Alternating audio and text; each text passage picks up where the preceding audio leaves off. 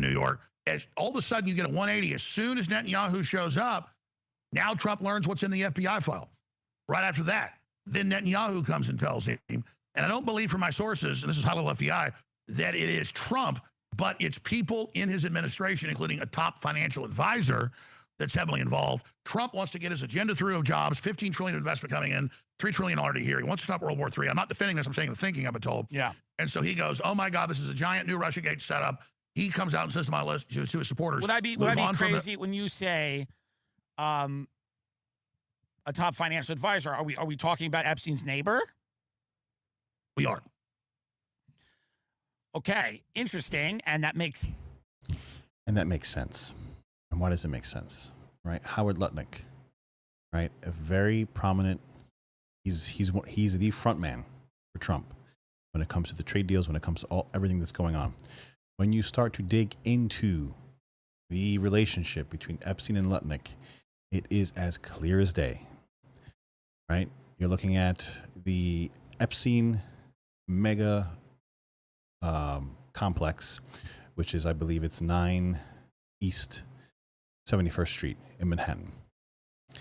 And you have Lutnick, who has also, not nearly as large, but adjacent to. So Epstein is number 9, Lutnick is number 11. So they are touching. They share a wall on the same block. And what you guys have to understand is, just because this is Manhattan, right? A lot of people kind of like don't understand the fact that, well, maybe this is a building, maybe he didn't know his neighbor, blah, blah, blah. Like, you know, maybe it's explainable, okay? These are townhouses, right? There are very few houses like this in Manhattan. It's because it's a city. It's a major urban city. There's the Upper East Side, right off of Fifth Avenue. I mean, you're talking about the primest of prime real estate probably in the world. And this is, I believe it's something to the effect, I think, don't quote me, I think Epstein's house is about 50,000 square feet. It's 9 stories. Okay? This is not anything normal. Like, this is beyond most, you know, you're talking, you know, the highest profile people in the world would dream of something like this, right? Now, then you start digging in. All right, so when did Epstein acquire the apartment? Pretty sure it was 1998. When did Howard Lutnick acquire his? 1998. And it's my understanding, let me see if I'm correct. So the property passed through several Wexner, which is another name that keeps popping up, entities. So he bought it through something called the Sam Conversation Corporation in 1998 was when Epstein acquired it.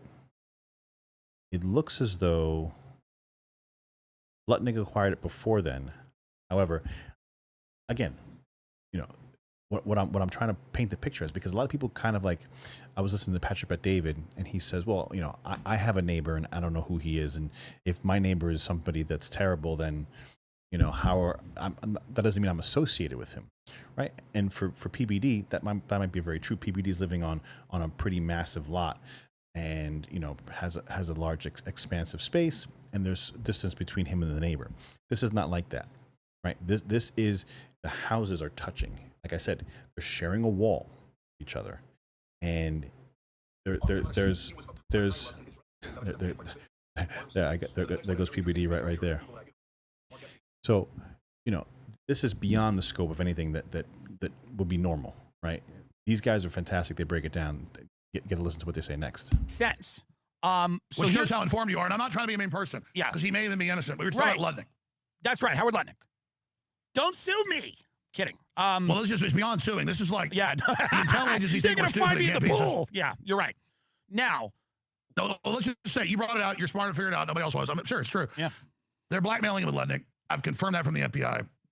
And it's not that Lutnick did anything wrong, but yeah. And, yeah. Here's my question. We have Ghislaine Maxwell sitting in a jail, I believe in Tallahassee in Florida. We have Alex Acosta, who supposedly there was an unsourced or privately sourced, unnamed sourced person that Vicky Ward quoted saying Alex Acosta said, I was told to stand down. Epstein belonged to intelligence. That is. So what they're referring to here is the prosecution in Florida, right? Acosta was a prosecutor in Florida, and he was told to stand down because Epstein was a part of Intel. They had him on, I think, some sex trafficking and prostitution charges on a state level in Florida. They gave him, I believe, his final, I think it was 13 months of probation. And he had to pay a fine. Right. Typically speaking, sex. I mean, you look at what's going on with P. Diddy and all the stuff like that, and you can see how far they can take this stuff. Again, this is on the state side, so it is a little bit different. However, you're looking at prostitution and sex trafficking, and there was some, they kind of uncovered some of the enterprise that was going on with Epstein, and the prosecutor said on the record, "I was told he's part of Intel." Why he was not prosecuted. That was the federal prosecutor. Right, to the fullest extent of the law. My apologies. It actually was a federal prosecution. Why do we not, and by we I mean the Trump administration, the American people, demand that Maxwell testifies in front of Congress and that Alexander Acosta testifies in front of Congress about whatever this operation was? I think me and you have a good idea about what it was. But it's a vile operation. It destroyed the lives of children. No civilized society can exist ignoring things like this. And it also opens up many questions about a financial system that we barely understand that involves oligarchs, criminals, human traffickers, drug smugglers, and our own political class. By the way, this is why Nancy Pelosi has been so quiet about this. Let's be very honest, because she has no problem with, obviously making lots and lots of money. And lots of our politicians, I mean, Barack Obama, these $30 million homes in Martha's Vineyard or whatever they are. Why don't we demand that they testify, Alex?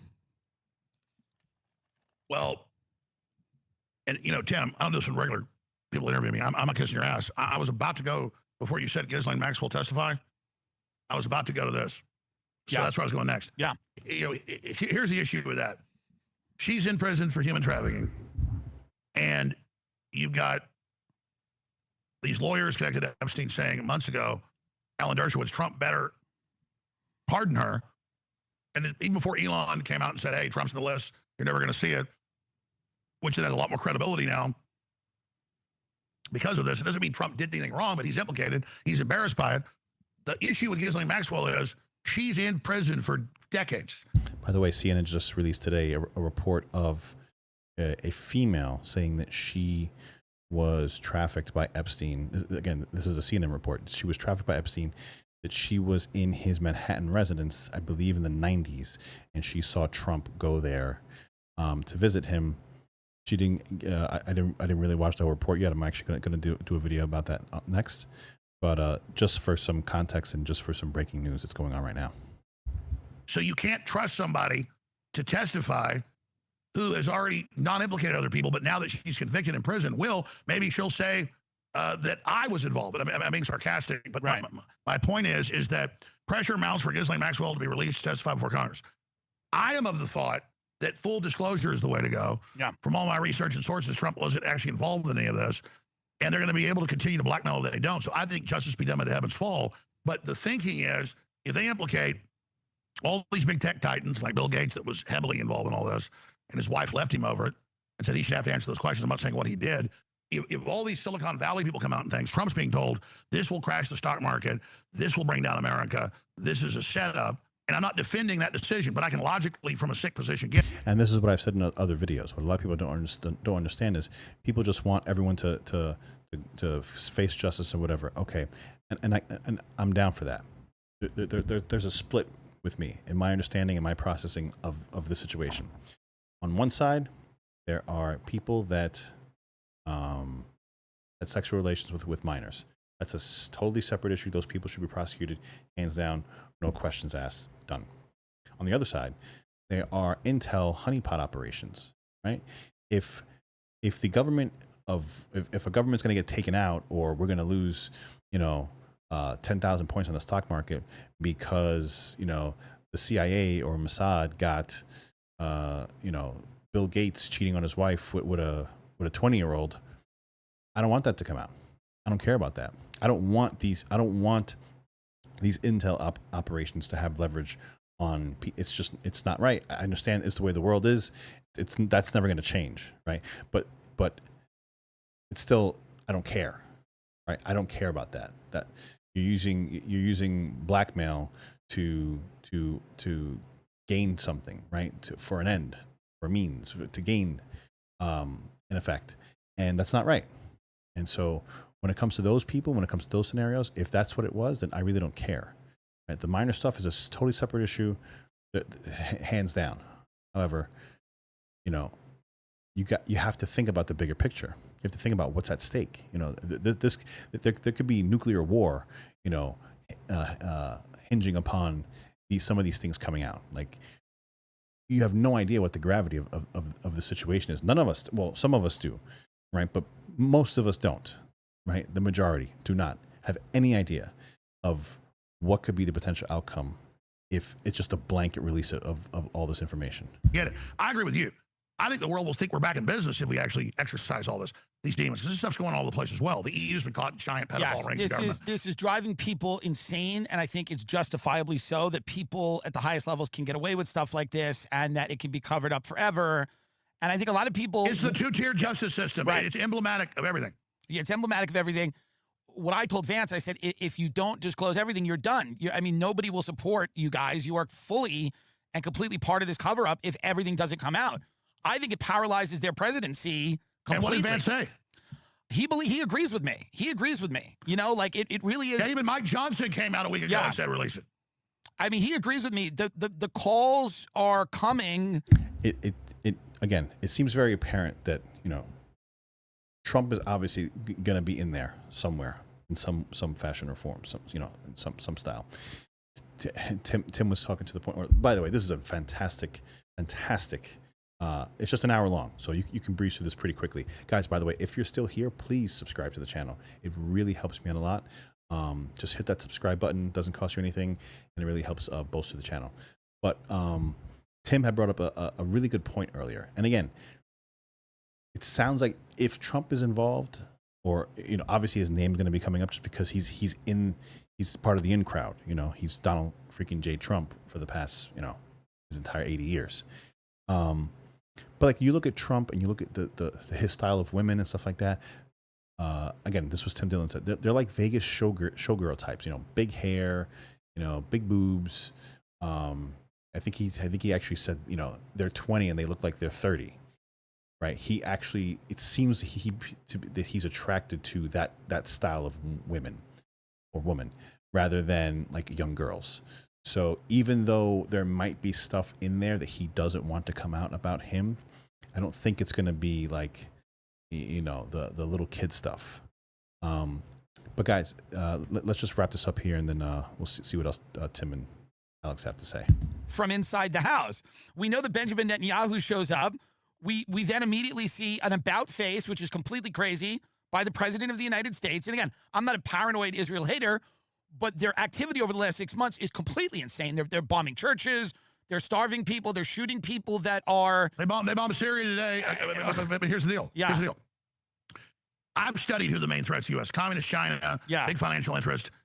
I'm the guy that everybody said was defending Israel. No, I was just saying they're not the most important bloc. They're varied. But yeah, absolutely. Because we've knocked out the Democrats to a great extent, because they've cut off the U.S. aid money and the deep state money, Israel, with Netanyahu, sees a power vacuum and is definitely trying a hostile takeover of the administration. So that's 100% going on.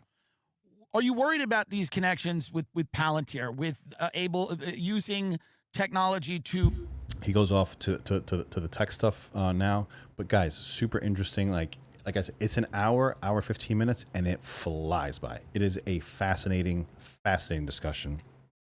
Tim Dillon did this as an emergency podcast with Alex Jones. I think it came out like maybe about a day or two ago. If you can check it out, it really is absolutely worth it. I do everything at 1.5. They're a little tough to do at 1.5, but I can still do it. Guys, thanks a lot for joining me. 6283 Talk on the X. If you wanna hook up with me on the X, that'd be pretty awesome. We can have conversations. We can talk back and forth and chat. Thanks a lot, guys, for coming out. Please hit the subscribe button if you can, and we'll see you again on the next video. Thanks a lot.